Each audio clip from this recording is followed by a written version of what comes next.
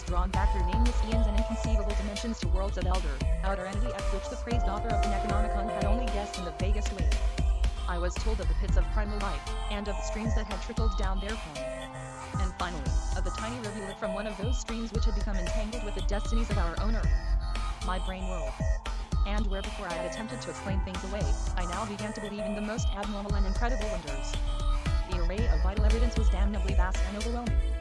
And the cool, scientific attitude of Ackley, an attitude removed as far as imaginable from the demented, the fanatical, the hysterical, or even the extravagantly speculative, had a tremendous effect on my thought and judgment.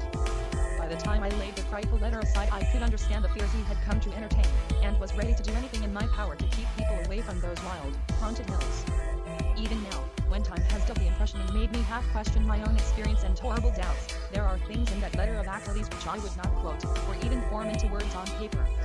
I am almost glad that the letter and record and photographs are gone now, and I wish, for reasons I shall soon make clear, that the new planet beyond Neptune had not been discovered. With the reading of that letter, my public debating about the Vermont horror permanently ended.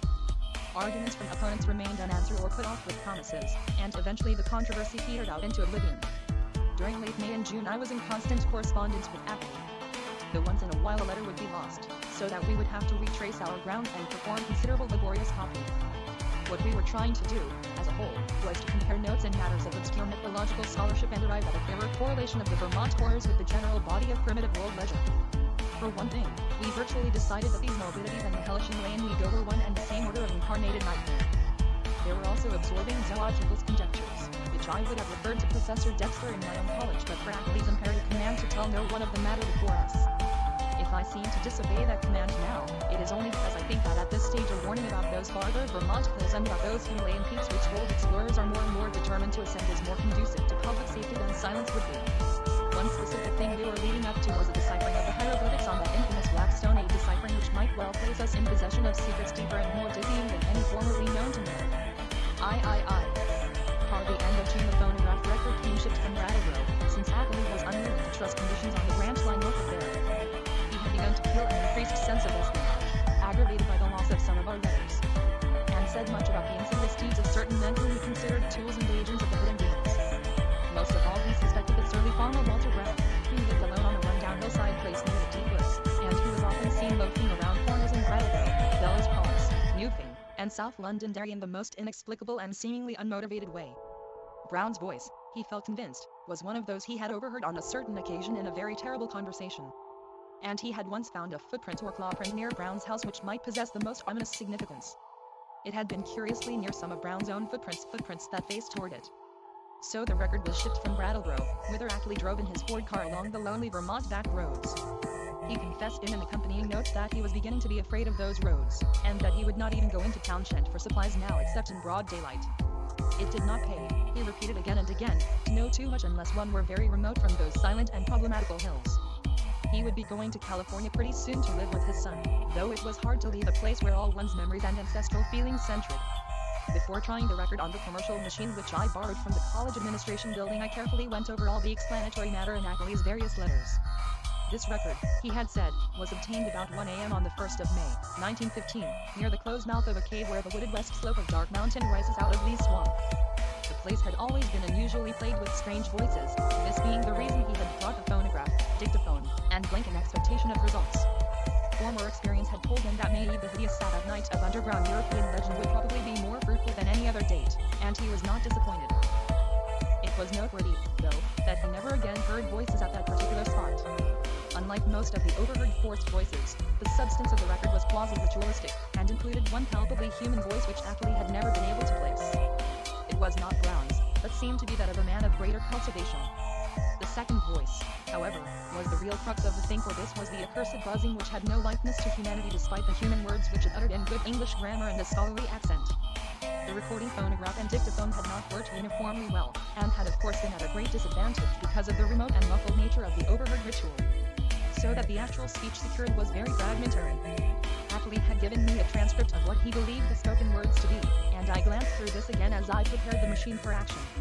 The text was darkly mysterious rather than openly horrible, though a knowledge of its origin and manner of gathering gave it all the associated horror which any words could well possess. I will presented here in full as I remember it, and I am fairly confident that I know it correctly by heart, not only from reading the transcript, but from playing the record itself over and over again. It is not a thing which one might readily forget. Indistinguishable sounds.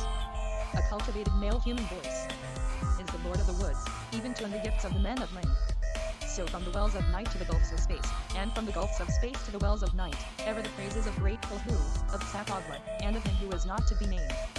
Ever their praises, and abundance to the black goat of the woods. I Shub-Niggura, the goat with the 1,000 young. A buzzing imitation of human speech. I Shub-Niggura, the black goat of the woods with 1,000 young. Human voice. And it has come to pass that the lord of the woods, being 7 and 9, down the onyx steps, tributes to him in the gulf, Azathoth, he of whom thou hast taught us marvels on the wings of night out beyond space, out beyond age to that whereof Dagoth is the youngest child, rolling alone in black ether at the rim. Buzzing voice. Go out among men and find the ways thereof, that he in the gulf may know. To Nyarlathotep, mighty messenger, must all things be told. And he shall put on the semblance of men, the waxen mask and the robe that hides, and come down from the world of 7 sons to mock. Human voice. Nyarlathotep, great messenger, bringer of strange joy to Dagoth through the boy, father of the million favored ones, Swatharamon. Speech cut off the end of record, such were the words for which I was to listen when I started the phonograph. It was with a trace of genuine dread and reluctance that I pressed the lever and heard the preliminary scratching of the sapphire point, and I was glad that the first faint, fragmentary words were in a human voice, a mellow, educated voice which seemed vaguely Bostonian in accent, and which was certainly not that of any native of the Vermont hills. As I listened to the tantalizingly feeble rendering, I seemed to find the speech identical with Ackley's carefully prepared transcript. On a chances, in that mellow Bostonian voice. I Shub-Niggura, the goat with the 1,000 young. And then I heard the other voice. To this hour I shudder retrospectively when I think of how it struck me, prepared though I was by Ackley's accounts. Those to whom I have since described the record profess to find nothing but cheap imposture or madness in it. But could they have heard the accursed thing itself, or read the bulk of Ackley's correspondence, especially that terrible and encyclopedic second letter, I know they would think differently. It is, after all, a tremendous pity that I did not disobey Ackley and play the record for others, a tremendous pity, too, that all of his letters were lost. To me, with my first-hand impression of the actual sounds, and with my knowledge of the background and surrounding circumstances, the voice was a monstrous thing. It swiftly followed the human voice in ritualistic response, but in my imagination it was a morbid echo winging its way across unimaginable abysses from unimaginable outer hells. It is more than 2 years now since I last ran off that blasphemous waxen cylinder. But at this moment, and at all other moments, I can still hear that feeble, fiendish buzzing as it reached me for the first time. I Shub-Niggura, the black goat of the woods with 1,000 young. But though that voice is always in my ears, I have not even yet been able to analyze it well enough for a graphic description. It was like the drone of some loathsome, gigantic insect ponderously shaped into the articulate speech of an alien species, and I am perfectly certain that the organs producing it can have no resemblance to the vocal organs of man, or indeed to those of any of the mammalia. There were singularities in timbre, range, and overtones which placed this phenomenon wholly outside the sphere of humanity and earth life. Its sudden advent at first time almost stunned me, and I heard the rest of the record through in a sort of abstracted daze. When the longer passage of buzzing came, there was a sharp intensification of that feeling of blasphemous infinity which had struck me during the shorter and earlier passage. At last the record ended abruptly, during an unusually clear speech of the human and Bostonian voice. But I sat stupidly staring long after the machine had automatically stopped. I hardly need say that I gave that shocking record many another playing, and that I made exhaustive attempts at analysis and comment and comparing notes with Ackley. It would be both useless and disturbing to repeat here all that we concluded. But I may hint that we agreed in believing we had secured a clue to the source of some of the most repulsive primordial customs in the cryptic elder religions of mankind.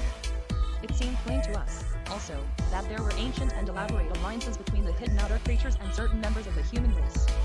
How extensive these alliances were, and how their state today might compare with their state in earlier ages, we had no means of guessing. Yet at best there was room for a limitless amount of horrified speculation. There seemed to be an awful, immemorial linkage in several definite stages betwixt man and nameless infinity. The blasphemies which appeared on Earth, it was hinted, came from the dark planet Dagoth, at the rim of the solar system. But this was itself merely the populous outpost of a frightful interstellar race whose ultimate source must lie far outside even the Einsteinian space-time continuum or greatest known cosmos. Meanwhile we continued to discuss the Black Stone and the best way of getting it to Arkham, deeming it inadvisable to have me visit him at the scene of his nightmare studies. For some reason or other, Ackley was afraid to trust the thing to any ordinary or respected transportation route. His final idea was to take it across county to Bellows Falls and ship it on the Boston and Maine system through Keene and Winchester and Fitchburg, even though this would necessitate his driving along somewhat lonelier and more forest-traversing hill roads than the main highway to Brattleboro. He said he had noticed a man around the express office at Brattleboro when he had sent the phonograph record, whose actions and expression had been far from reassuring. This man had seemed too anxious to talk with the clerks, and had taken the train on which the record was shipped. Ackley confessed that he had not felt strictly at ease about that report until he heard from me of its safe receipt. About this time the second week in July another letter of mine went astray, as I learned through an anxious communication from Ackley. After that he told me to address him no more at Township, but to send all mail in care of the general delivery at Brattleboro. Though he would make frequent trips either in his car or on the motor coach line which had lately replaced passenger service on the Lagan Branch Railway. I could see that he was getting more and more anxious, for he went into much detail about the increased barking of the dogs on rainless nights, and about the fresh claw prints he sometimes found in the road and in the mud at the back of his farmyard when morning came. Once he told about a very colony of prints drawn up in a line facing an equally thick and resolute line of dog tracks, and sent a loathsomely disturbing Kodak picture to prove it. That was after a night on which the dogs had outdone themselves in barking and howling. On the morning of Wednesday, July 18th, I received a telegram from Bellows Falls, in which Ackley said he was expressing the Blackstone over the B&M on train number 5508, leaving Bellows Falls at 12:15 p.m. Standard Time, and due at the North Station in Boston at 4:12 p.m. It ought, I calculated, to get up to Arkham at least by the next noon. And accordingly I stayed in all Thursday morning to receive it. But noon came and went without its advent, and when I telephoned down to the express office I was informed that no shipment for me had arrived. My next act, performed amidst a growing alarm, was to give a long-distance call to the express agent at the Boston North Station. And I was scarcely surprised to learn that my consignment had not appeared. Train number 5508 had pulled in only 35 minutes late on the day before, but had contained no box addressed to me. The agent promised, however, to institute a searching inquiry. And I ended the day by sending Ackley a night letter outlining the situation. With commendable promptness a report came from the Boston office on the following afternoon, the agent telephoning as soon as he learned the facts.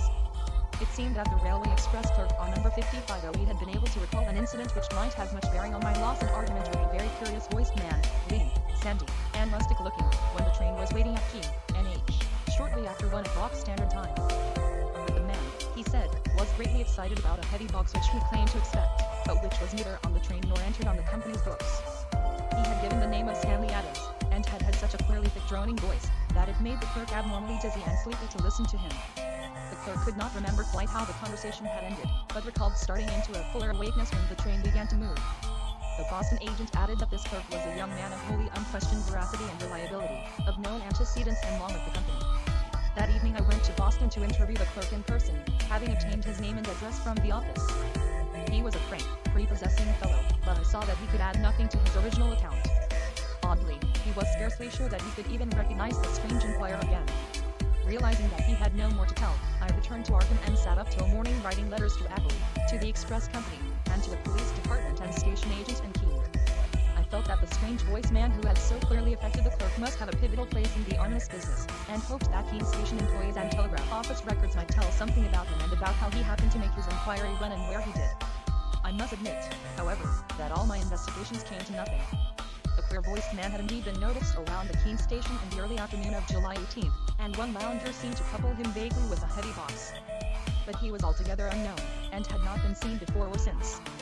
He had not visited the telegraph office or received any message so far as could be learned, nor had any message which might justly be considered a notice of the Blackstone's presence on number 5508 come through the office for anyone.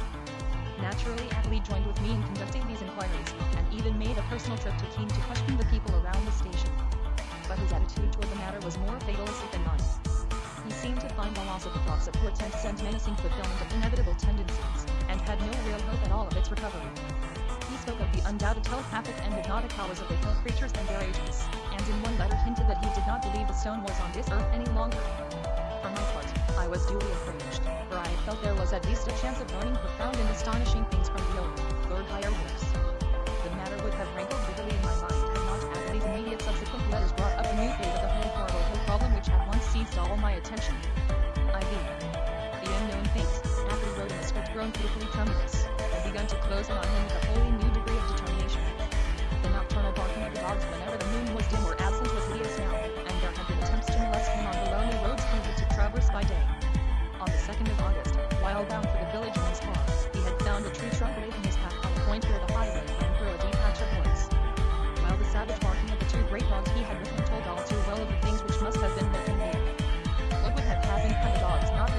He did not dare guess, but he never went out now without at least 2 of his faithful and powerful pack.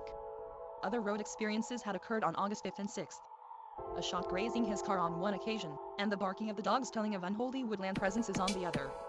On August 15th I received a frantic letter which disturbed me greatly, and which made me wish Ackley could put aside his lonely reticence and call in the aid of the law.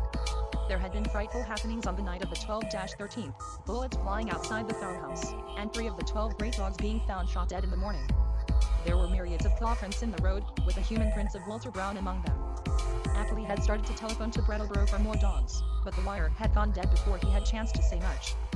Later he went to Brattleboro in his car, and learned there that linemen had found the main telephone cable neatly cut at a point where it ran through the deserted hills north of Newfane.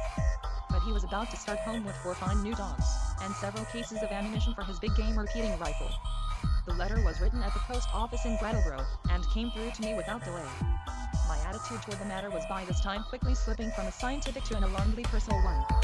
I was afraid for Ackley and his remote, lonely farmhouse, and half afraid for myself because of my now definite connection with the strange hill problem. The thing was reaching out so. Would it suck me in and engulf me?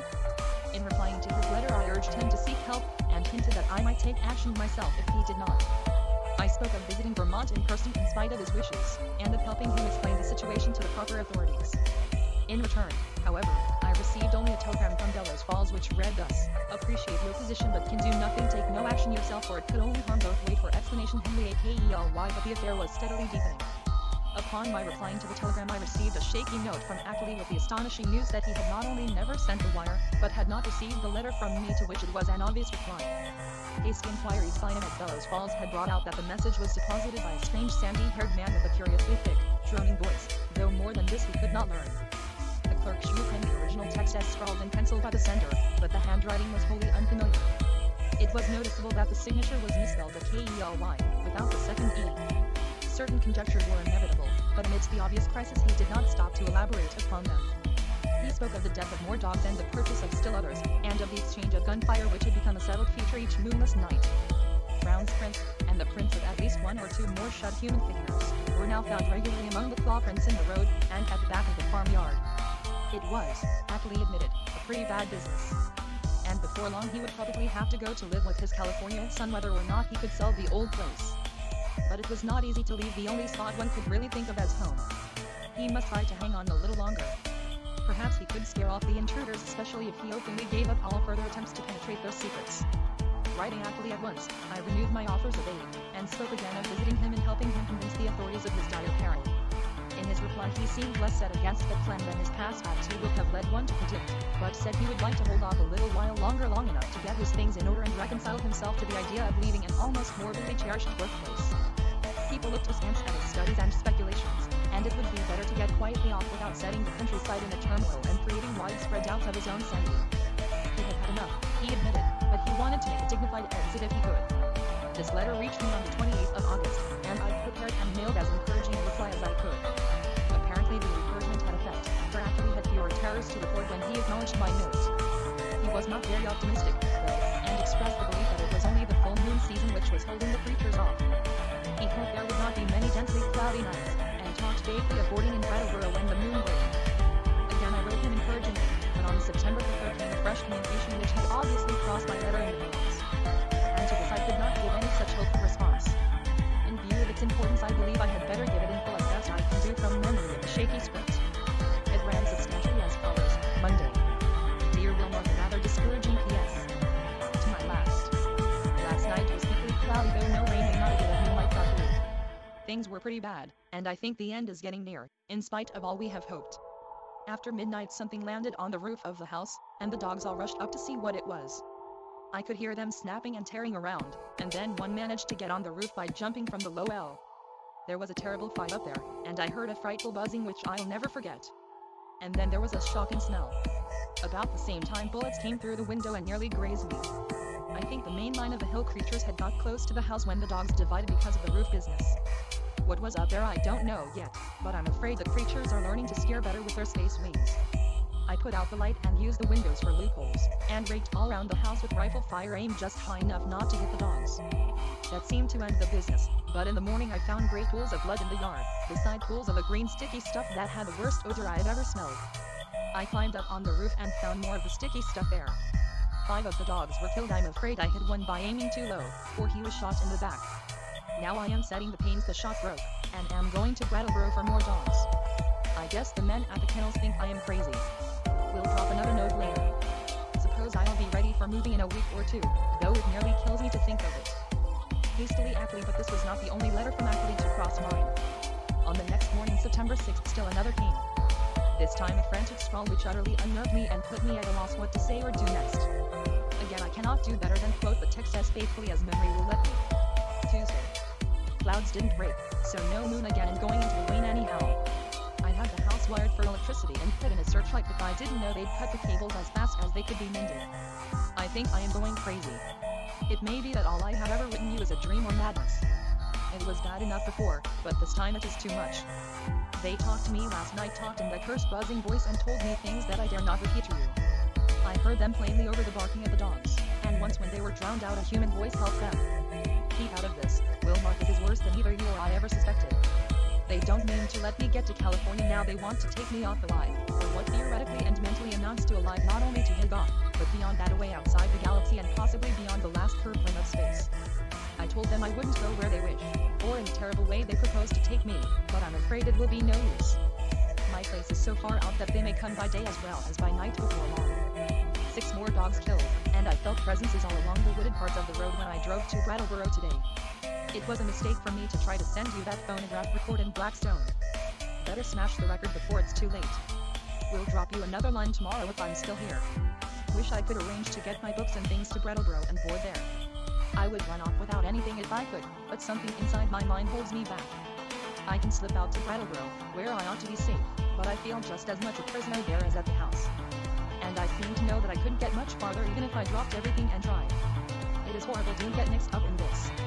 Exactly, I did not sleep at all the night after receiving this terrible thing, and was utterly baffled as to Ackley's remaining degree of sanity. The substance of the note was wholly insane, yet the manner of expression in view of all that had gone before had a grimly potent quality of convincingness. I made no attempt to answer it, thinking it better to wait until Ackley might have time to reply to my latest communication. Such a reply indeed came on the following day, though the fresh material in it quite overshadowed any of the points brought up by the letter ignominiously answered. Here is what I recall of the text, scrawled and blotted as it was in the course of the plainly frantic and hurried composition. Wednesday, your letter came, but it's no use to discuss anything anymore. I am fully resigned.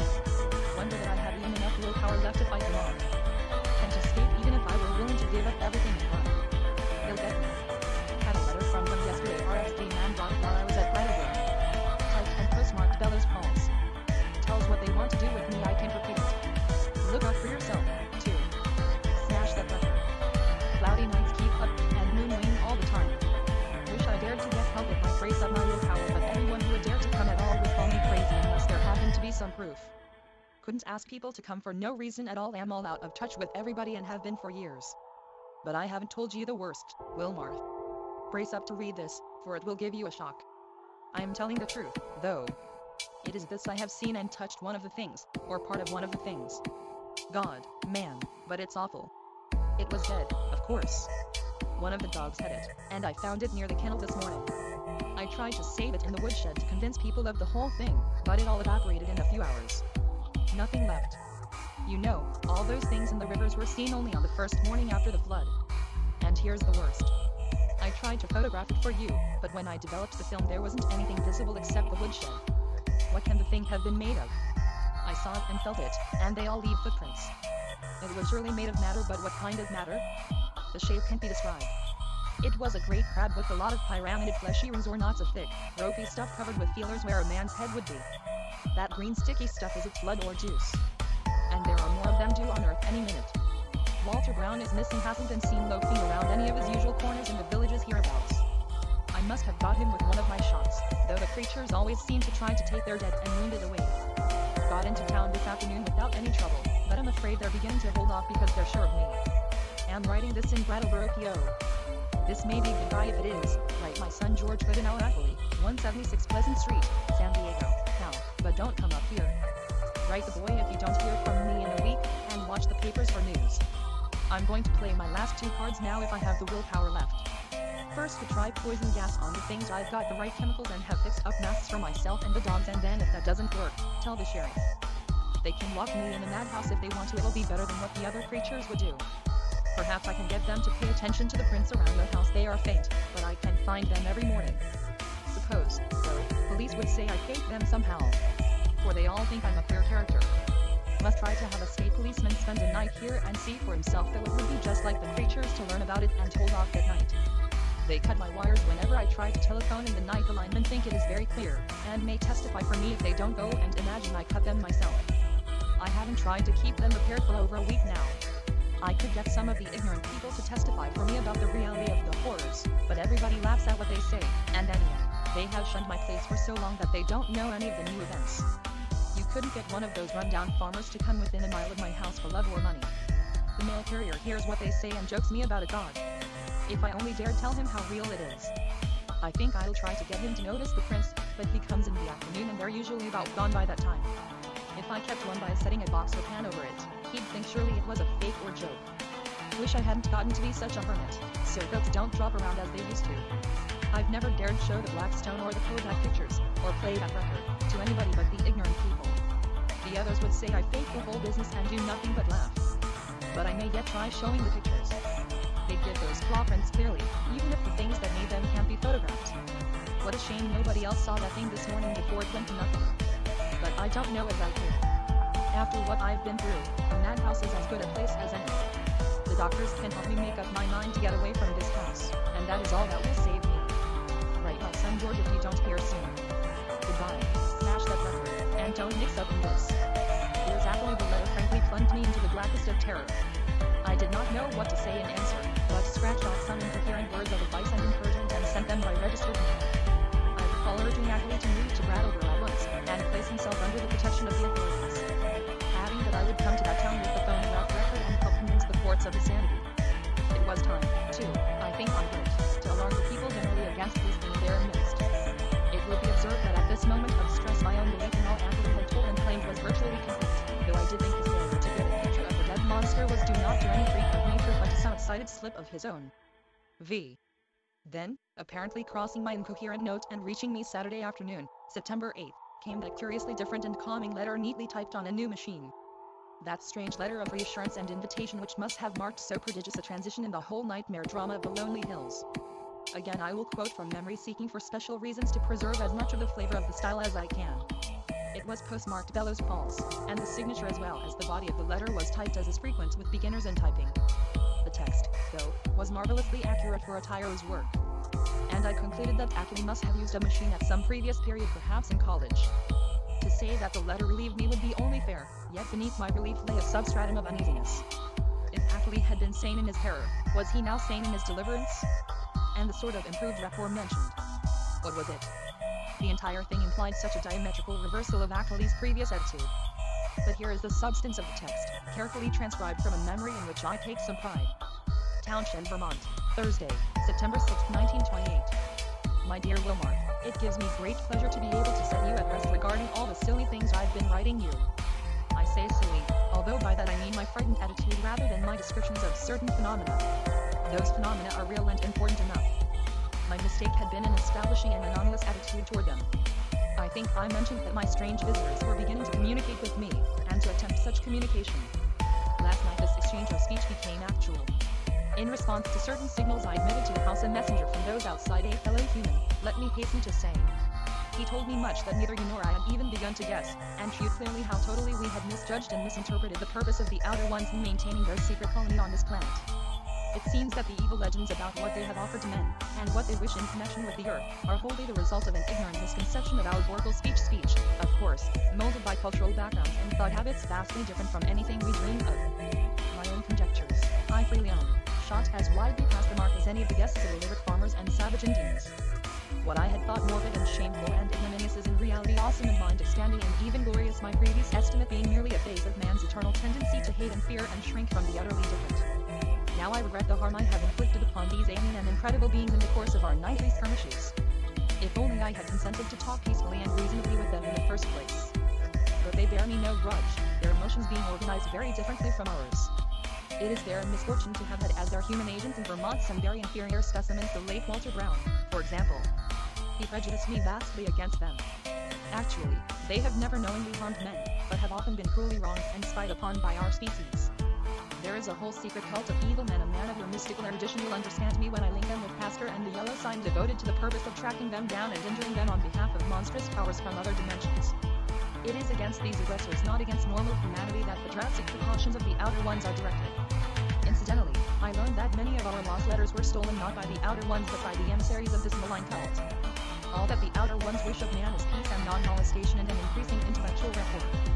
This latter is absolutely necessary now that our inventions and devices are expanding our knowledge and emotions, and making it more and more impossible for the Outer Ones' necessary outposts to exist secretly on this planet. The alien beings desire to know mankind more fully, and to have a few of mankind's philosophic and scientific leaders know more about them. With such an exchange of knowledge, all perils will pass, and the satisfactory modus vivendi be established. The very idea of any attempt to enslave or degrade mankind is ridiculous. As a beginning of this improved rapport, the Outer Ones have naturally chosen me, whose knowledge of them is already so considerable as their primary interpreter on Earth. Much was told me last night, facts of the most stupendous and vista-opening nature, and more will be subsequently communicated to me both orally and in writing. I shall not be called upon to make any trip outside just yet, though I shall probably wish to do so later on, employing special means and transcending everything which we have hitherto been accustomed to regard as human experience. My house will be besieged no longer. Everything has reverted to normal, and the dogs will have no further occupation. In place of terror, I have been given a rich boon of knowledge and intellectual adventure which few other mortals have ever shared. The outer beings are perhaps the most marvelous organic things in or beyond all space and time, members of a cosmos-wide race of which all other life forms are merely degenerate variants. They are more vegetable than animal, if these terms can be applied to the sort of matter composing them, and have a somewhat fungoid structure. Though the presence of a chlorophyll-like substance and a very singular nutritive system differentiate them altogether from true formophytic fungi. Indeed, the type is composed of a form of matter totally alien to our part of space, with electrons having a wholly different vibration rate. That is why the beings cannot be photographed on the ordinary camera films and plates of our known universe, even though our eyes can see them. With proper knowledge, however, any good chemist could make a photographic emulsion which would record their images. The genus is unique in its ability to traverse the heatless and airless interstellar void in full corporeal form, and some of its variants cannot do this without mechanical aid or curious surgical transpositions. Only a few species have the ether-resisting wings characteristic of the Vermont variety. Those inhabiting certain remote peaks in the Old World were brought in other ways. Their external resemblance to animal life, and to the sort of structure we understand as material, is a matter of parallel evolution rather than of close kinship. Their brain capacity exceeds that of any other surviving life form, although the winged types of our hill country are by no means the most highly developed. Telepathy is their usual means of discourse, though they have rudimentary vocal organs which, after a slight operation for surgery, is an incredibly expert and everyday thing among them, can roughly duplicate the speech of such types of organism as still use speech. Their main immediate abode is a still undiscovered and almost lightless planet at the very edge of our solar system beyond Neptune, and the ninth in distance from the Sun. It is, as we have inferred, the object mystically hinted at as Yuggoth in certain ancient and forbidden writings. And it will soon be the scene of a strange focusing of thought upon our world in an effort to facilitate mental rapport. I would not be surprised if astronomers became sufficiently sensitive to these thought currents to discover Yuggoth when the outer ones wish them to do so. But Yuggoth, of course, is only the stepping stone. The main body of the beings inhabits strangely organized abysses wholly beyond the utmost reach of any human imagination. The space-time globule which we recognize as the totality of all cosmic entity is only an atom in the genuine infinity which is theirs.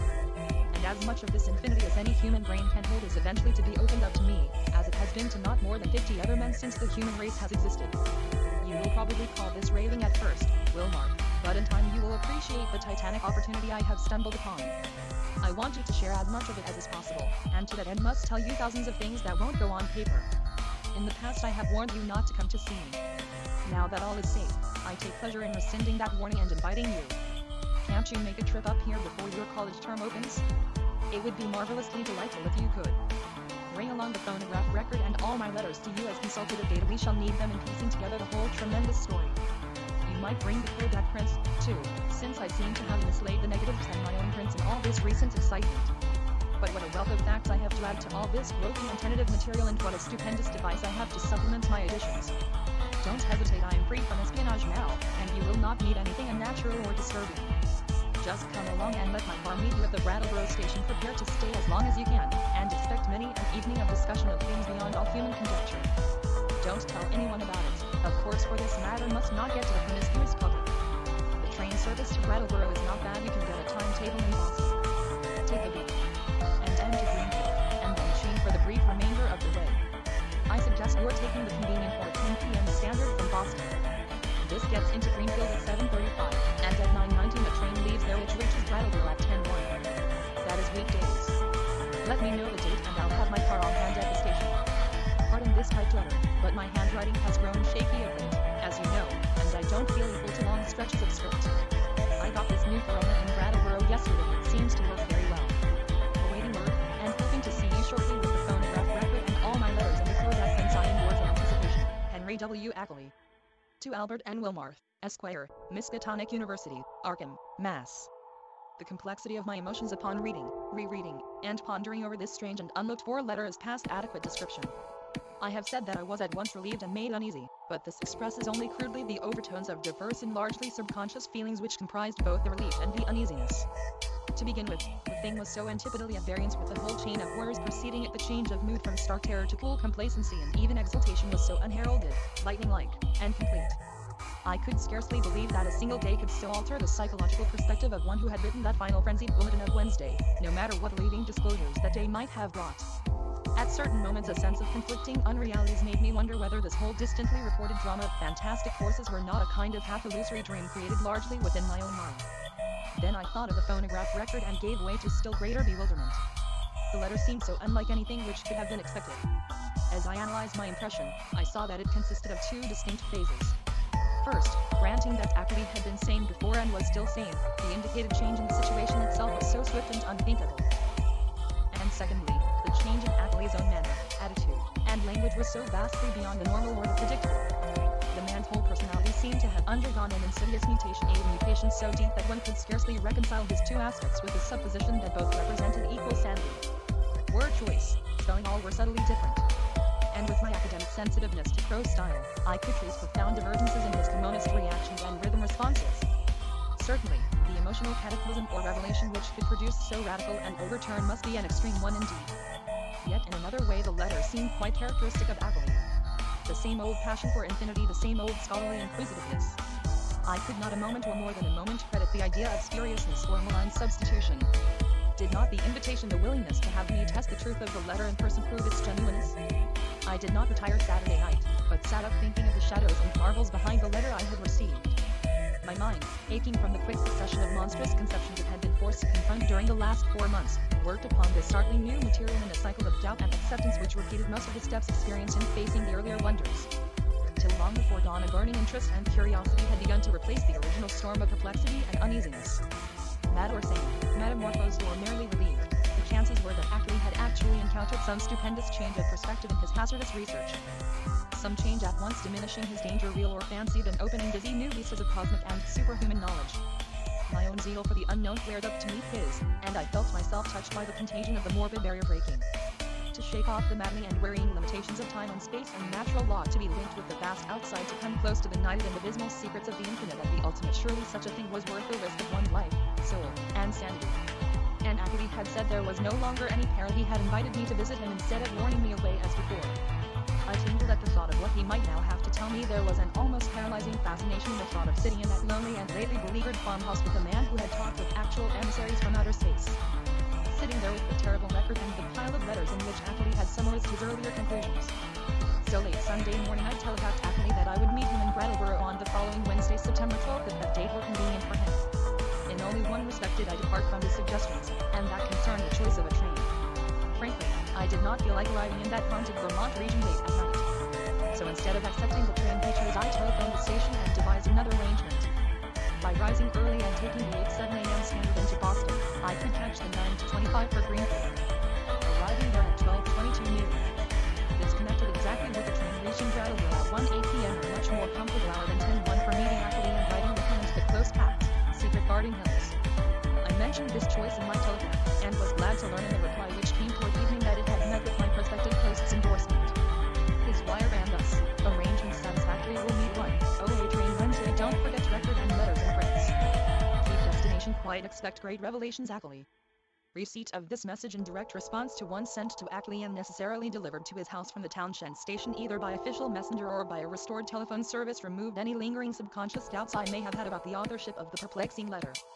My relief was marked indeed. It was greater than I could account for at that time, since all such doubts had been rather deeply buried. But I slept soundly and long that night, and was eagerly busy with preparations during the ensuing 2 days. VI. On Wednesday I started as agreed, taking with me a valise full of simple necessities and scientific data, including the hideous phonograph record, the Kodak prints, and the entire file of Achilles' correspondence. As requested, I had told no one where I was going, for I could see that the matter demanded utmost privacy, even allowing for its most favorable terms. The thought of actual mental contact with alien, outside entities was stupefying enough to my trained and somewhat prepared mind. And this being so, what might one think of its effect on the vast masses of uninformed laymen? I do not know whether dread or adventurous expectancy was uppermost in me as I changed trains in Boston and began the long westward run out of familiar regions into those I knew less thoroughly. Waltham, Concord, Ayr, Fitchburg, Gardner, Athol. My train reached Greenfield 7 minutes late, but the northbound connecting express had been held. Transferring in haste, I felt a curious breathlessness as the cars rumbled on through the early afternoon sunlight into territories I had always read of but had never before visited. I knew I was entering an altogether older-fashioned and more primitive New England than the mechanized, urbanized coastal and southern areas where all my life had been spent. An unspoiled, ancestral New England without the corners and factory smoke, billboards and concrete roads, of the sections which modernity has touched. There would be odd survivals of that continuous native life whose deep roots make it the one authentic outgrowth of the landscape, the continuous native life which keeps alive strange ancient memories, and fertilizes the soil for shadowy, marvelous, and seldom mentioned beliefs. Now and then I saw the blue Connecticut River gleaming in the sun, and after leaving Northfield we crossed it. Ahead loomed green and crystal hills, and when the conductor came around I learned that I was at Lansing, Vermont. He told me to set my watch back an hour, since the northern hill country will have no dealings with newfangled daylight time schemes. As I did so it seemed to me that I was likewise turning the calendar back a century. The train kept close to the river, and across in New Hampshire I could see the approaching slope of steep Wentasticate, about which singular old legends cluster. Then streets appeared on my left, and a green island shooting the stream on my right. People rose and filed to the door, and I followed them. The car stopped, and I alighted beneath the long train shed of the Brattleboro station. Looking over the line of waiting motors I hesitated a moment to see which one might turn out to be the Ackley Ford, but my identity was divined before I could take the initiative. And yet it was clearly not Ackley himself who advanced to meet me with an outstretched hand and a mellowly phrased query as to whether I was indeed Mr. Albert N. Martha Bargain. This man bore no resemblance to the bearded, grizzled Ackley of the snapshot, but was a younger and more urban person, fashionably dressed, and wearing only a small, dark mustache. His cultivated voice held an odd and almost disturbing hint of vague familiarity, though I could not definitely place it in my memory. As I surveyed him I heard him explaining that he was a friend of my prospective hosts who had come down from Townshend in his stead. Ackley, he declared, had suffered a sudden attack of some asthmatic trouble, and did not feel equal to making a trip in the outdoor air. It was not serious, however, and there was to be no change in plans regarding my visit. I could not make out just how much this Mr. Noyes, as he announced himself, knew of Ackley's researches and discoveries, though it seemed to me that his casual manner stamped him as a comparative outsider. Remembering what a hermit Ackley had been, I was a trifle surprised at the ready availability of such a friend, but did not let my puzzlement deter me from entering the motor to which he gestured. It was not the small ancient car I had expected from Ackley's descriptions, but a large and immaculate specimen of recent pattern apparently his own, and bearing Massachusetts license plates with the amusing sacred catfish device of that year. My God, I concluded, must be a summer transient in the Townshend region. Noyes climbed into the car beside me and started it at once. I was glad that he did not overflow with conversation, for some peculiar atmospheric tensity made me feel disinclined to talk. The town seemed very attractive in the afternoon sunlight as we swept up an incline and turned to the right into the main street. It drowsed like the older New England cities which one remembers from boyhood, and something in the collocation of roofs and steeples and chimneys and brick walls formed contours touching deep vital strings of ancestral emotion. I could tell that I was at the gateway of a region half bewitched through the piling up of unbroken time accumulations. A region where old, the strange things have had a chance to grow and linger because they have never been stirred up. As we passed out of Brattleboro my sense of constraint and foreboding increased, for vague quality in the hill-crowded countryside with its towering, threatening, close-pressing green and granite slopes hinted at obscure secrets and immemorial survivals which might or might not be hostile to mankind. For a time our course followed a broad, shallow river which flowed down from unknown hills in the north, and I shivered when my companion told me it was the West River. It was in this stream, I recalled from newspaper items, that one of the morbid crab-like beings had been seen floating after the floods. Gradually the country around us grew wilder and more deserted. Archaic covered bridges lingered fearsomely out of the past in pockets of the hills, and the half-abandoned railway track paralleling the river seemed to exhale a nebulously visible air of desolation. There were awesome sweeps of vivid valley where great cliffs rose, New England's virgin granite showing gray and austere through the verdure that scaled the crests. There were gorges where untamed streams leaped, bearing down toward the river the unimagined secrets of 1,000 pathless peaks. Branching away now and then were narrow, half-concealed roads that bored their way through solid, luxuriant masses of forest among whose primal trees whole armies of elemental spirits might well lurk. As I saw these I thought of how Ackley had been molested by unseen agencies on his drives along this very route, and did not wonder that such things could be. The quaint, silent village of Newfane, reached in less than an hour, was our last link with that world which man can definitely call his own by virtue of conquest and complete occupancy. After that we cast off all allegiance to immediate, tangible, and time-touched things, and entered a fantastic world of hush unreality in which the narrow, ribbon-like road rose and fell and curved with an almost sentient and purposeless caprice amidst the tenantless green peaks and half-deserted valleys. Except for the sound of the motor, and the faint stir of the few lonely farms we passed at infrequent intervals, the only thing that reached my ears was the gurgling, insidious trickle of strange waters from numberless hidden fountains in the shadowy woods. The nearness and intimacy of the dwarfed, domed hills now became veritably breathtaking. Their steepness and abruptness were even greater than I had imagined from hearsay, and suggested nothing in common with the prosaic objective world we know. The dense, unvisited woods on those inaccessible slopes seemed to harbor alien and incredible things, and I felt that the very outline of the hills themselves held some strange and eon-forgotten meaning, as if they were vast hieroglyphs left by a rumored Titan race whose glories lie only in rare, deep dreams. All the legends of the past, and all the stupefying imputations of Henry Ackley's letters and exhibits, welled up in my memory to heighten the atmosphere of tension and growing menace. The purpose of my visit, and the frightful abnormalities it postulated, struck me all at once with a chill sensation that nearly overbalanced my ardor for strange delvings. My guide must have noticed my disturbed attitude. For as the road grew wilder and more irregular, and our motion slower and more jolting, his occasional pleasant comments expanded into a steadier flow of discourse. He spoke of the beauty and weirdness of the country, and revealed some acquaintance with the folklore studies of my prospective host. From his polite questions it was obvious that he knew I had come for a scientific purpose, and that I was bringing data of some importance. But he gave no sign of appreciating the depth and awfulness of the knowledge which Ackley had finally reached. His manner was so cheerful, normal, and urbane that his remark ought to have calmed and reassured me. But oddly enough, I felt only the more disturbed as we bumped and veered onward into the unknown wilderness of hills and woods. At times it seemed as if he were pumping me to see what I knew of the monstrous secrets of the place, and with every fresh utterance a vague, teasing, baffling familiarity in his voice increased. It was not an ordinary or healthy familiarity despite the thoroughly wholesome and cultivated nature of the voice.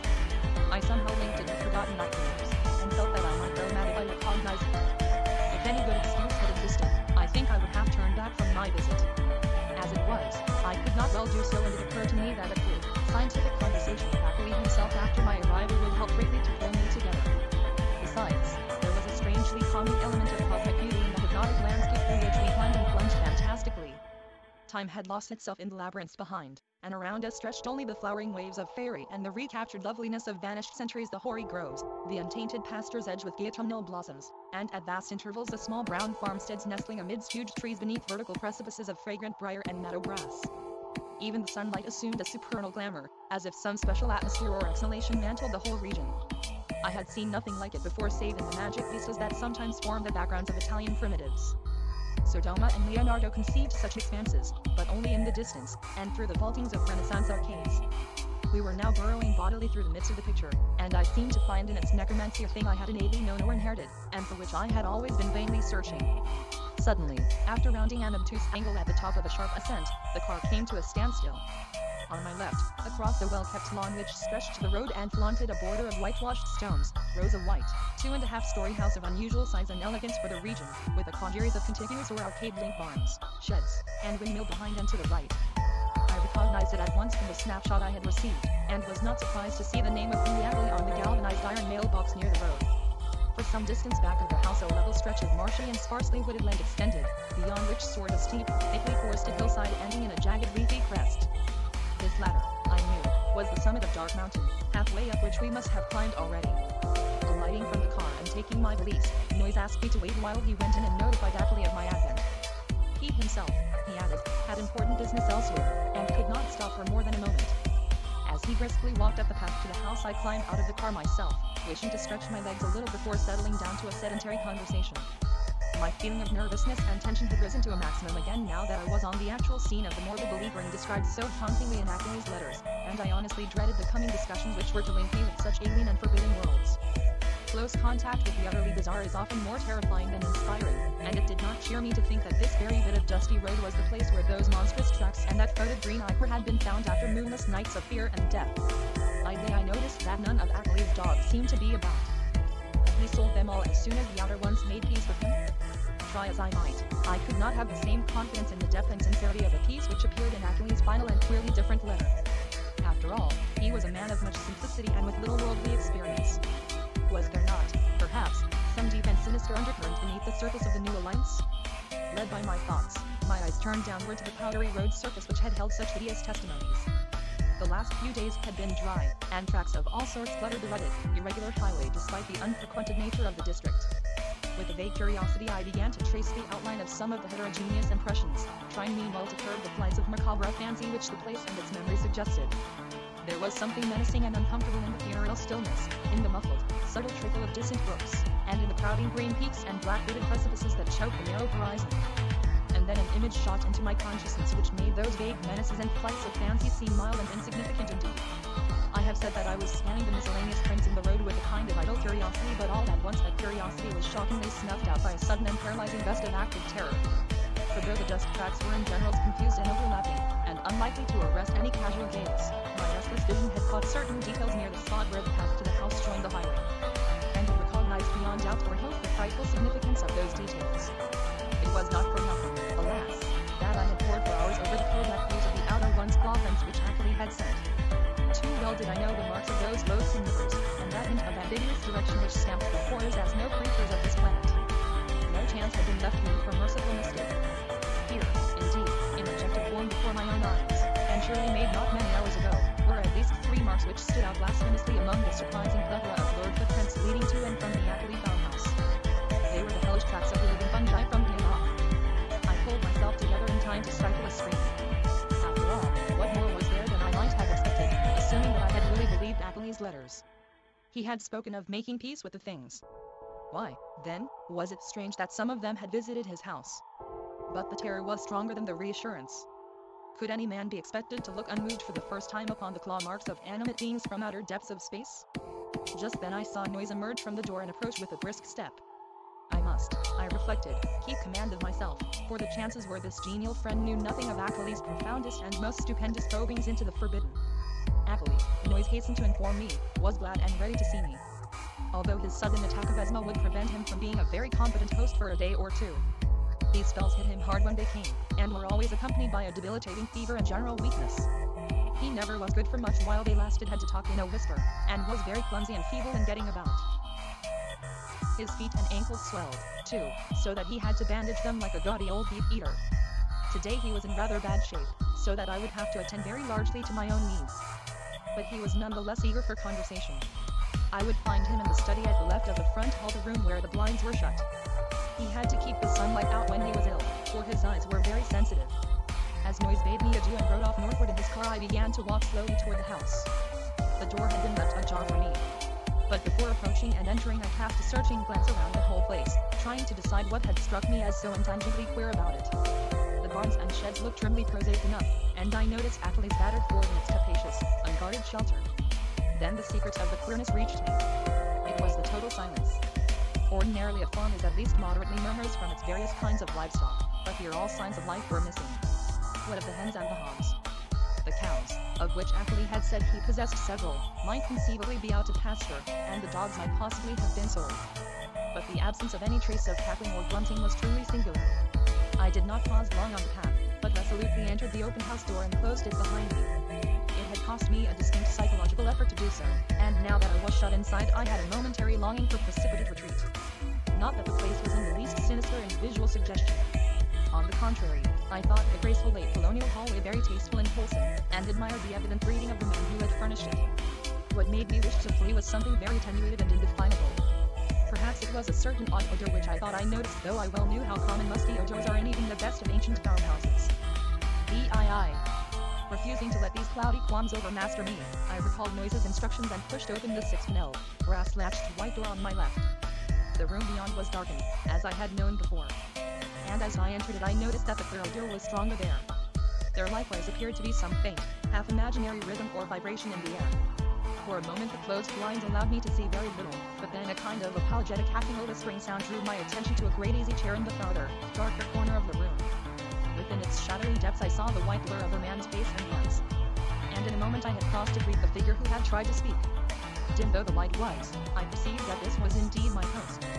I had studied the Kodak picture repeatedly, and there could be no mistake about this firm, weather-beaten face with the cropped, grizzled beard. But as I looked again, my recognition was mixed with sadness and anxiety.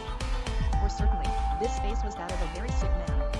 I felt that there must be something more than asthma behind that strange, frigid, immobile expression and unwinking glassy stare.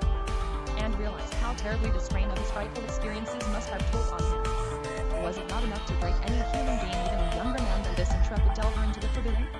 The strange and sudden relief, I fear, had come too late to save him from something like a general breakdown. There was a touch of the beautiful in the limp, lifeless way his lean hands rested in the ground.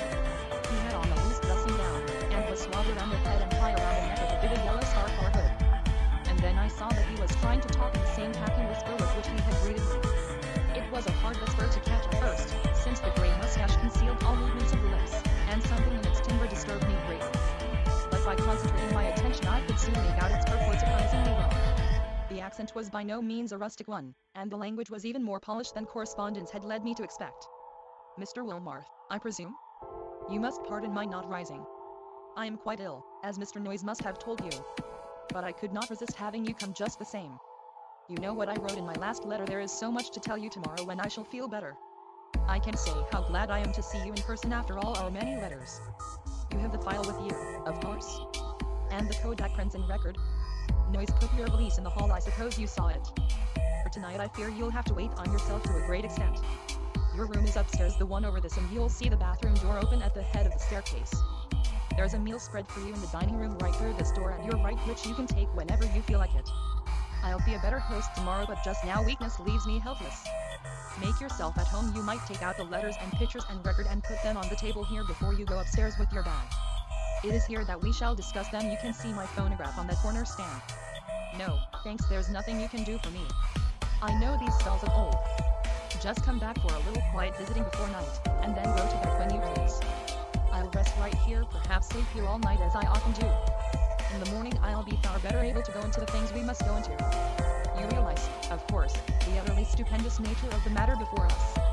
To us, as to only a few men on this earth, there will be opened up gulfs of time and space and knowledge beyond anything within the conception of human science and philosophy. Do you know that Einstein is wrong, and that certain objects and forces can move with a velocity greater than that of light? With proper aid I expect to go backward and forward in time, and actually see and feel the earth of the remote past and future epochs. You can't imagine the degree to which those beings have carried science. There is nothing they can't do with the mind and body of living organisms. I expect to visit other planets, and even other stars and galaxies. The first trip will be to Yuggoth, the nearest world fully peopled by the beings. It is a strange dark orb at the very rim of our solar system, unknown to earthly astronomers as yet. But I must have written you about this. At the proper time, you know, the beings there will direct thought currents toward us and cause it to be discovered, or perhaps let one of their human allies give the scientists a hint. There are mighty cities on Yuggoth, great tiers of terraced towers built of black stone like the specimen I tried to send you. That came from Yuggoth. The sun shines there no brighter than a star, but the beings need no light. They have other, subtler senses, and put no windows in their great houses and temples. Light even hurts and hampers and confuses them, for it does not exist at all in the black cosmos outside time and space where they came from originally. To visit Yuggoth would drive any weak man mad, yet I am going there. The black rivers of pitch that flow under those mysterious cyclopean bridges, things built by some elder race extinct and forgotten before the things came to Yuggoth from the ultimate voids, ought to be enough to make any man a Dante or Poe if he can keep sane long enough to tell what he has seen. But remember that dark world of hungry gardens and windowless cities isn't really terrible. It is only to us that it would seem so. Probably this world seemed just as terrible to the beings when they first explored it in the primal age. You know they were here long before the fabulous epoch of Pluto was over, and remember all about sunken Malaya when it was above the waters. They've been inside the earth, too. There are openings which human beings know nothing of, some of them in these very Vermont hills and great worlds of unknown life down there. Blue loom cane land, red loom hill, and black, lightless and high. It's from high that frightful Sapphire came, you know, the amorphous, toad-like god creature mentioned in the Meccanic manuscripts and the Necronomicon and its memorial myth cycle preserved by the Atlantean time priest Karkoshtai. But we will talk of all this later on. It must be 4 or 5 o'clock by this time. Better bring the stuff from your bag, take a bite, and then come back for a comfortable chat. Very slowly I turned and began to obey my host. Fetching my valise, extracting and depositing the desired articles, and finally ascending to the room designated as mine. With the memory of that roadside flop and fresh in my mind, Natalie's whispered paragraphs had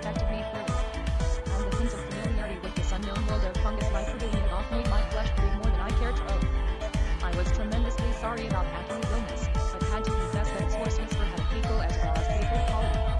If only he wouldn't gloat so about Yuggoth and its black secrets. My room proved a very pleasant and well-furnished one, devoid alike of the musty odor and disturbing sense of vibration. And after leaving my valise there I descended again to greet Achilles and take the lunch he had set out for me. The dining room was just beyond the study, and I saw that a kitchenette extended still farther in the same direction. On the dining table an ample array of sandwiches, cake, and cheese awaited me, and a thermos bottle beside a cup and saucer testified that hot coffee had not been forgotten.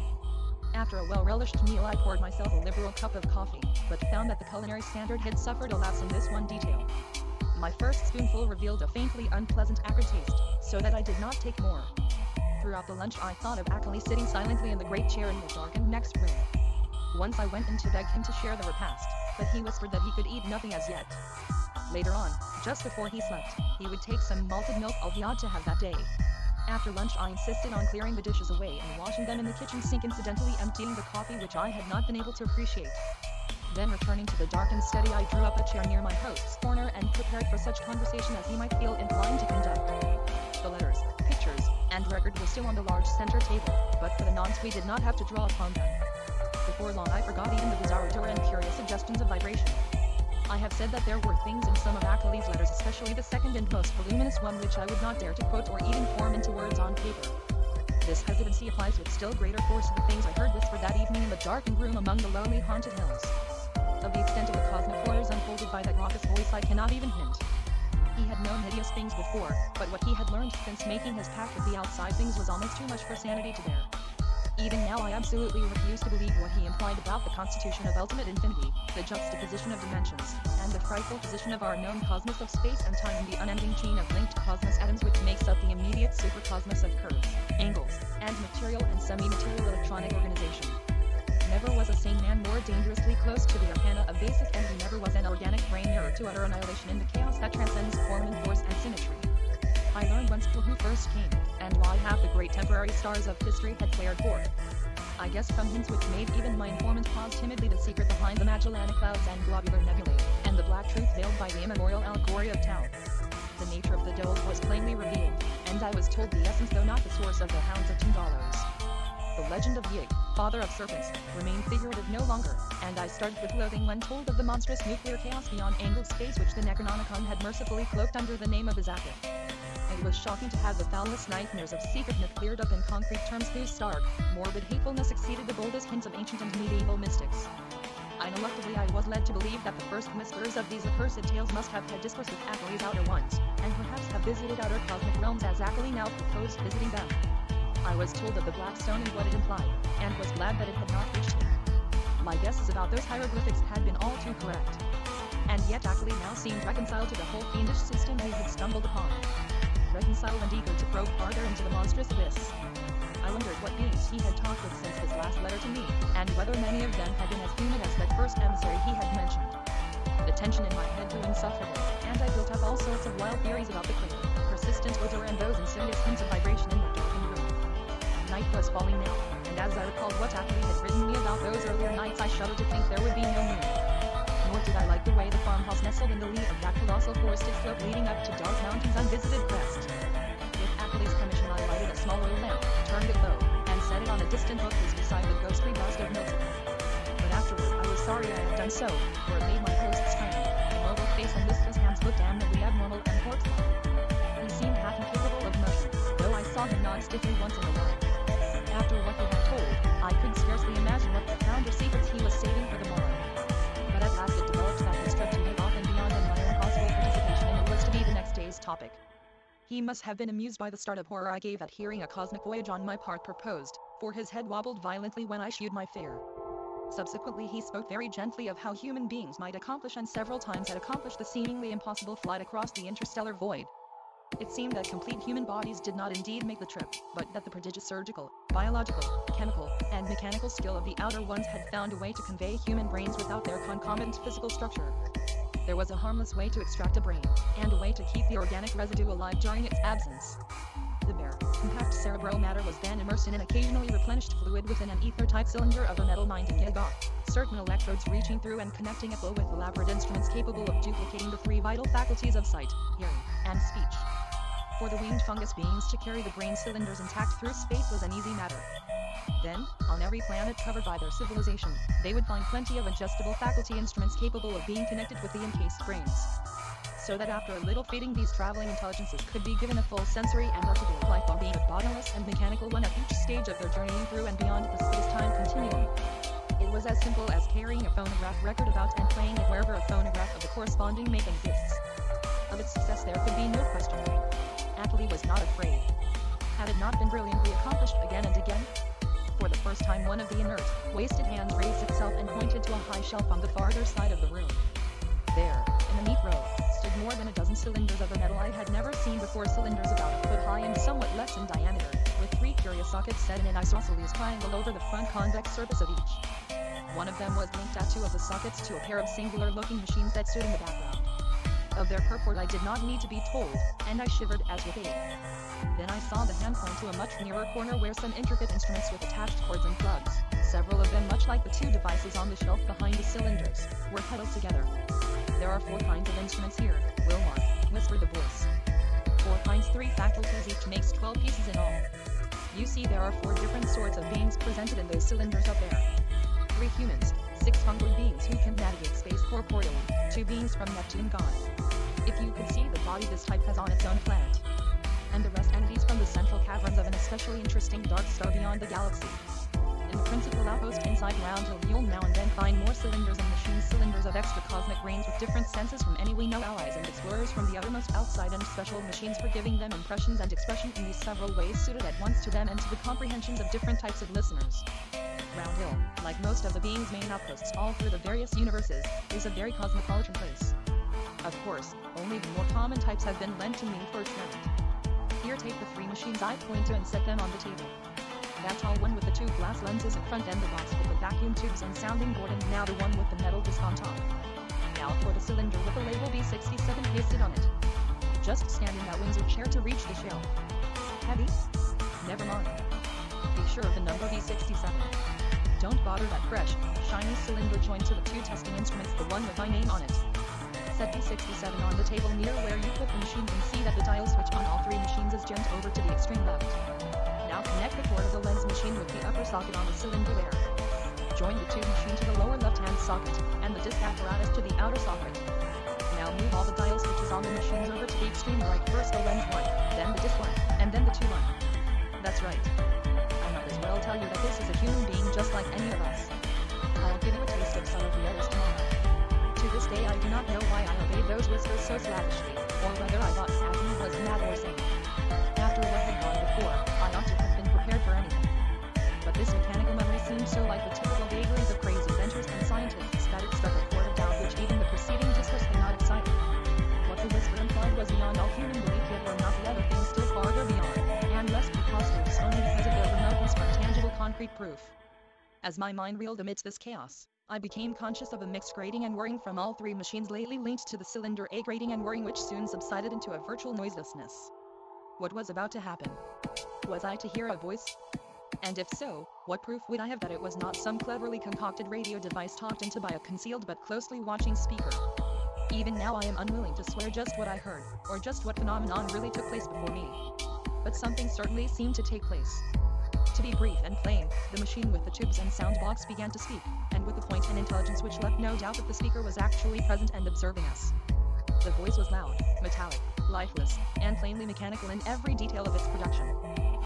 It was incapable of inflection or expressiveness, but scraped and rattled on with a deadly precision and deliberation.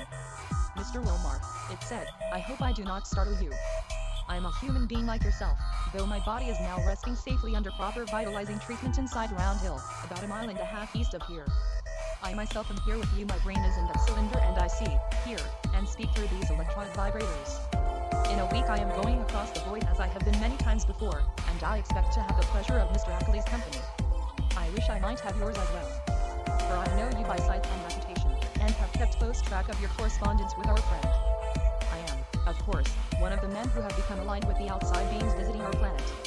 I met them first in the Himalayas, and have helped them in various ways. In return they have given me experiences such as few men have ever had. Do you realize just what it means when I say I have been on 37 different celestial bodies, planets, dark stars, and less definable objects, including 8 outside our galaxy and 2 outside the curved cosmos of space and time. All this has not harmed me in the least. My brain has been removed from my body by fission, so a droid's bed would be crude to call the operation surgery. The visiting beings have methods which make these extractions easy and almost normal, and one's body never ages when the brain is out of it. The brain, I may add, is virtually immortal with its mechanical faculties and the limited nourishment supplied by occasional changes of the preserving fluid. Altogether, I hope most heartily that you will decide to come with Mr. Ackley and me. The visitors are eager to know men of knowledge like yourself, and to show them the great abysses that most of us have had to dream about in fanciful ignorance. It may seem strange at first to meet them, but I know you will be above minding that. I think Mr. Noise will go along, to the man who doubtless brought you up here in his car. He has been one of us for years. I suppose you recognize his voice as one of those on the record Mr. Ackley sent to you. At my violent start, the speaker paused a moment before concluding. So, Mr. Wilmarth, I will leave the matter to you. Merely adding that a man with your love of strangeness and folklore ought never to miss such a chance as this. There is nothing to fear. All transitions are painless, and there is much to enjoy in a wholly mechanized state of sensation. When the electrodes are disconnected, one merely drops off into a sleep of especially vivid and fantastic dreams. And now, if you don't mind, we might adjourn our session till tomorrow. Good night. Just turn all the switches back to the left. Never mind the exact order, though you might let the lens machine be last. Good night, Mr. Ackley. Treat our guests well. Ready now with those switches? That was all. I obeyed mechanically and shut off all 3 switches, though dazed with doubt of everything that had occurred. My head was still reeling as I heard Ackley's whispering voice telling me that I might leave all the apparatus on the table just as it was. He did not say any comment on what had happened, and indeed no comment could have conveyed much to my burdened faculties. I heard him telling me I could take the lamp to use in my room, and deduced that he wished to rest alone in the dark. It was surely time he rested, for his discourse of the afternoon and evening had been such as to exhaust even a vigorous man. Still dazed, I bade my host good night and went upstairs with the lamp, although I had an excellent pocket flashlight with me. I was glad to be out of that downstairs study with the corridor and vague suggestions of vibration, yet could not of course escape a hideous sense of dread and peril and cosmic abnormality as I thought of the place I was in and the forces I was moving. The wild, lonely region, the black, mysteriously forested slope towering so close behind the house, the footprint in the road, a sick, motionless whisper in the dark, the hellish cylinders and machines, and above all the invitations to strange surgery and stranger voyagings. These things, also new and in such sudden succession, rushed in on me with a cumulative force which sapped my will and almost undermined my physical strength. To discover that my guide Noise was the human celebrant in that monstrous bygone Sabbath ritual on the phonograph record was a particular shock, though I had previously sensed a dim, repellent familiarity in his voice. Another special shock came from my own attitude toward my host whenever I paused to analyze it. For much as I had instinctively liked Ackley as revealed in his correspondence, I now found that he filled me with a distinct repulsion. His illness ought to have excited my pity. But instead, it gave me a kind of shudder. He was so rigid and inert and corpse-like, and that incessant whispering was so hateful and unhuman. It occurred to me that this whispering was different from anything else of the kind I had ever heard. That, despite the curious motionlessness of the speaker's mustache-screened lips, it had a latent strength and carrying power remarkable for the wheezings of an asthmatic. I had been able to understand the speaker when wholly across the room, and once or twice it had seemed to me that the faint but penetrant sounds represented not so much weakness as deliberate repression, for what reason I could not guess. From the first I had felt a disturbing quality in their timbre. Now, when I tried to weigh the matter, I thought I could trace this impression to a kind of subconscious familiarity like that which had made Noise's voice so hazily ominous. But when or where I had encountered the thing it hinted at, was more than I could tell. One thing was certain: I would not spend another night here. My scientific zeal had vanished amidst fear and loathing, and I felt nothing now but a wish to escape from this net of morbidity and unnatural revelation. I knew enough now. It must indeed be true that cosmic linkages do exist, but such things are surely not meant for normal human beings to meddle with. Blasphemous influences seemed to surround me and press jokingly upon my senses. Sleep, I decided, would be out of the question. So I merely extinguished the lamp and threw myself on the bed fully dressed. No doubt it was absurd, but I kept ready for some unknown emergency. Gripping in my right hand the revolver I had brought along, and holding the pocket flashlight in my left. Not a sound came from below, and I could imagine how my host was sitting there with cadaverous stiffness in the dark. Somewhere I heard a clock ticking, and was vaguely grateful for the normality of the sound. It reminded me, though, of another thing about the region which disturbed me: the total absence of animal life. There were certainly no farm beasts about, and now I realized that even the accustomed night noises of wild living things were absent. Except for the sinister trickle of distant unseen waters, That stillness was anomalous interplanetary, and I wondered what star-spawned, intangible blight could be hanging over the region. I recalled from old legends that dogs and other beasts had always hated the outer ones, and thought of what those tracks in the road might mean. Do not ask me how long my unexpected lapse into slumber lasted, or how much of what ensued was sheer dream. If I tell you that I awaked at a certain time, and heard and saw certain things, you will merely answer that I did not wake then. And that everything was a dream until the moment when I rushed out of the house, stumbled to the shed where I had seen the old Ford, and seized that ancient vehicle for a mad, aimless race over the haunted hills which at last landed me after hours of jolting and winding through forest-threatened labyrinths in a village which turned out to be Township. You will also, of course, discount everything else in my report, and declare that all the pictures, record sounds, cylinder and machine sounds, and kindred evidences were bits of pure deception practiced on me by the missing Henry Ackley. You will even hint that he conspired with other eccentrics to carry out a silly and elaborate hoax, that he had the express shipment removed at Key, and that he had noise-make that terrifying wax record. It is odd, though, that noise has not even yet been identified. That he was unknown at any of the villages near Ackley's place, though he must have been frequently in the region. I wish I had stopped to memorize the license number of his car, or perhaps it is better after all that I did not. For I, despite all you can say, and despite all I sometimes try to say to myself, know that loathsome outside influences must be lurking there in the half-unknown hills, and that those influences have spies and emissaries in the world of men. To keep as far as possible from such influences and such emissaries is all that I ask of life and future. When my frantic story sent a sheriff's posse out to the farmhouse, Ackley was one without leaving a trace. His loose dressing gown, yellow scarf, and foot bandages lay on the study floor near his corner easy chair, and it could not be decided whether any of his other apparel had vanished with him. The dogs and livestock were indeed missing, and there were some curious bullet holes both on the house's exterior and on some of the walls within. But beyond this nothing unusual could be detected. No cylinders or machines, none of the evidences I had brought in my valise, no corrodor or vibration sense, no footprints in the road, and none of the problematical things I glimpsed at the very last. I stayed a week in Brattleboro after my escape, making inquiries among people of every kind who had known Ackley. And the results convinced me that the matter is no figment of dream or delusion. Ackley's queer purchases of dogs and ammunition and chemicals, and the cutting of his telephone wires, are matters of record.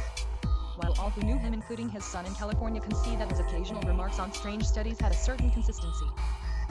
Solid citizens believe he was mad, and unhesitatingly pronounced all reported evidences mere hoaxes devised with insane cunning and perhaps abetted by eccentric associates. But the lowlier country folks sustain his statements in every detail. He had shewed some of these rustics his photographs on black stone, and had played the hideous record for them.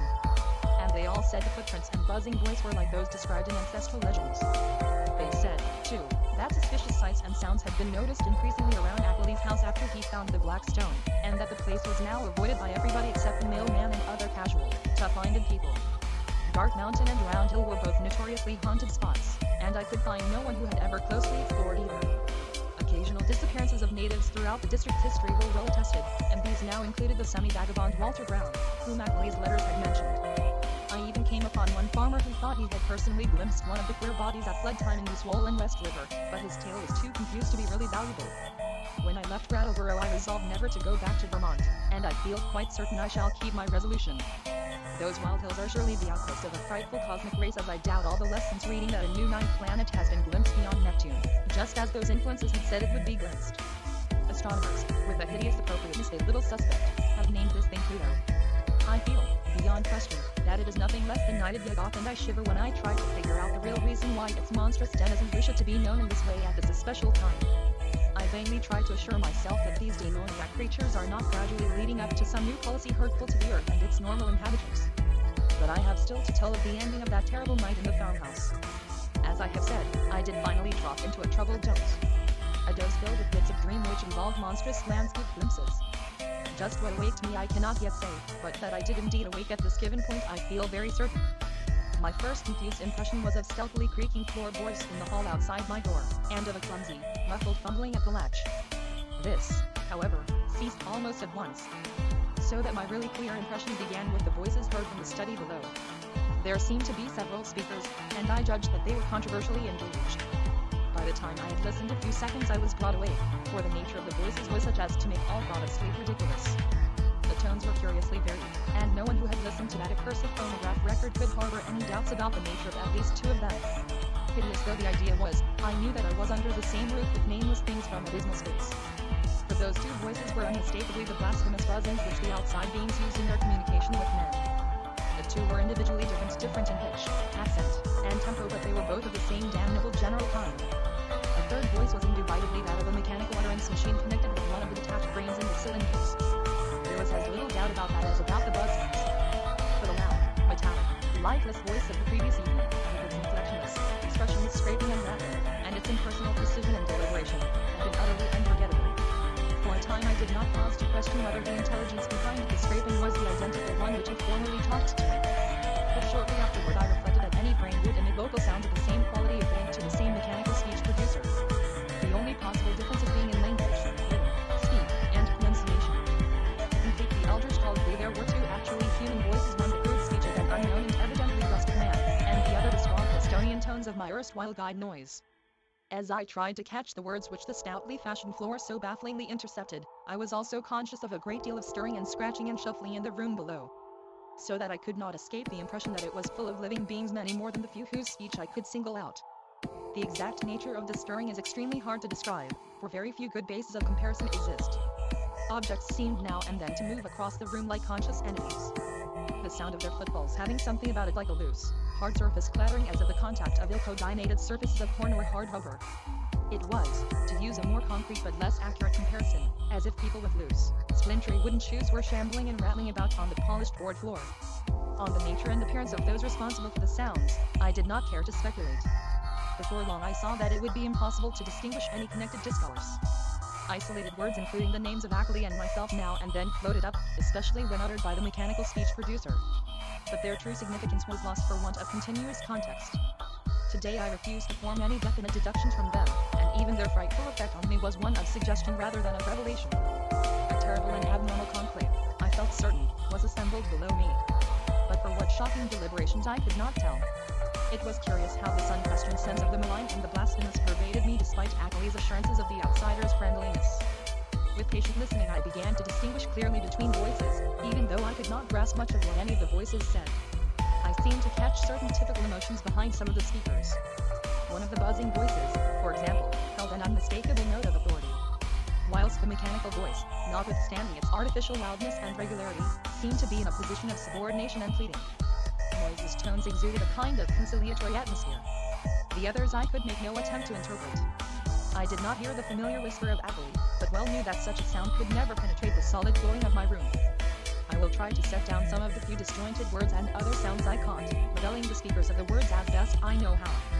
It was from the speech machine that I first picked up a few recognizable phrases. The speech machine. Brought it on myself, sent back the letters and the record end on it. Taken in seeing and hearing, damn you. Impersonal force, after all.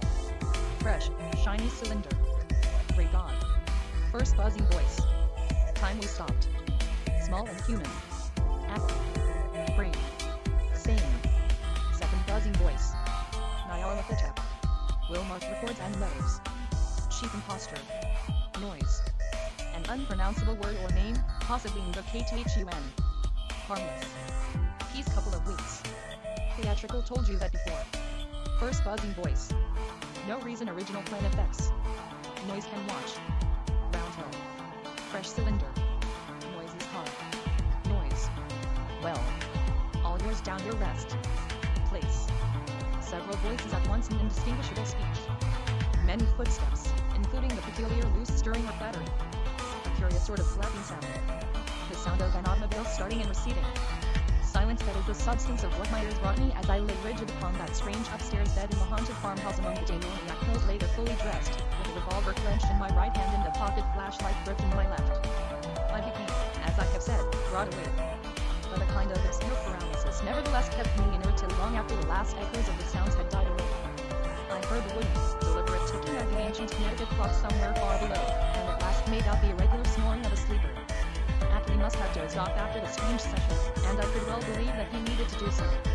Just what to think or what to do was more than I could decide. After all, what had I heard beyond things which previous information might have led me to expect? Had I not known that the nameless outsiders were now freely admitted to the farmhouse? No doubt Ackley had been surprised by an unexpected visit from them. Yet something in that fragmentary discourse had chilled me immeasurably, raised the most grotesque and horrible doubts, and made me wish fervently that I might wake up and prove everything a dream. I think my subconscious mind must have caught something which my consciousness has not yet recognized. But what of Ackley? Was he not my friend, and would he not have protested if any harm were meant me? The peaceful snoring below seemed to cast ridicule on all my suddenly intensified fears. Was it possible that Ackley had been imposed upon and used as a lure to draw me into the hills with the letters and pictures and phonograph record? Did those beings mean to engulf us both in a common destruction because we had come to know too much? Again I thought of the abruptness and unnaturalness of that change in the situation which must have occurred between Ackley's penultimate and final letters. Something, my instinct told me, was terribly wrong. All was not as it seemed. That acrid coffee which I refused, had there not been an attempt by some hidden, unknown entity to drug it? I must talk to Ackley at once, and restore his sense of proportion. They had hypnotized him with their promises of cosmic revelations, but now he must listen to reason. We must get out of this before it would be too late. If he lacked the willpower to make the break for liberty, I would supply it. Or if I could not persuade him to go, I could at least go myself. Surely he would let me take his Ford and leave it in a garage at Brattleboro. I had noticed it in the shed, the door being left unlocked and open now that peril was deemed past, and I believed there was a good chance of its being ready for instant use. That momentary dislike of Ackley which I had felt during and after the evening's conversation was all gone now. He was in a position much like my own, and we must stick together. Knowing his indisposed condition, I hated to wake him at this juncture, but I knew that I must. I could not stay in this place till morning as matters stood. At last I felt able to act, and stretched myself vigorously to regain command of my muscles. Arising with a caution more impulsive than deliberate, I found and donned my hat, took my valise, and started downstairs with the flashlight's aid. In my nervousness I kept the revolver clutch in my right hand, being able to take care of both valise and flashlight with my left. Why I exerted these precautions I do not really know, since I was even then on my way to awaken the only other occupant of the house. As I half-tiptoed down the creaking stairs to the lower hall I could hear the sleeper more plainly, and noticed that he must be in the room on my left, the living room I had not entered. On my right was the gaping blackness of the study in which I had heard the voices. Pushing open the unlatched door of the living room I traced a path with a flashlight toward the source of the snoring, and finally turned the beams on the sleeper's face. But in the next second I hastily turned them away and commenced a cat-like retreat to the hall, my caution this time springing from reason as well as from instinct. For the sleeper on the couch was not Ackley at all, but my quondam noise.